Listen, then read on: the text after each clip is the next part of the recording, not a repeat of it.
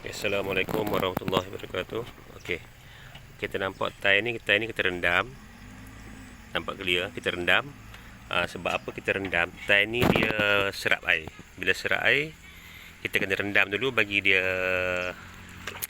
sebati dengan air. Bila kita pasang nanti dia akan mesra dengan semen. Kalau kita terus pasang, dia terlampau cepat kering dan dia mudah tercabut. Ni tie dinding. Kita tengok di bahagian belakang, kita akan nampak dia macam kesat sikit.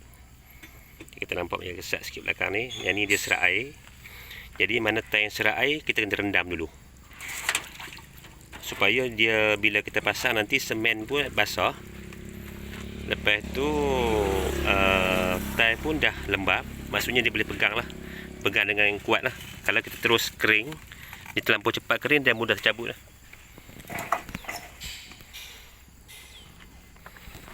Okey, ni yang sudah rendam dah.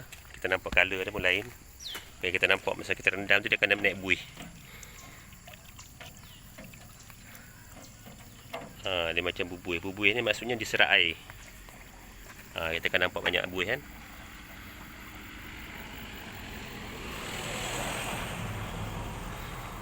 Kita nampak buih. Maksudnya dia serak air dulu, dia akan simpan air dalam tu. Bila kita pasang nanti dia agak dia lambat kering sikit. Jadi dia mesra dengan semen dengan tie ni. Dan tak mudah tercabut lah.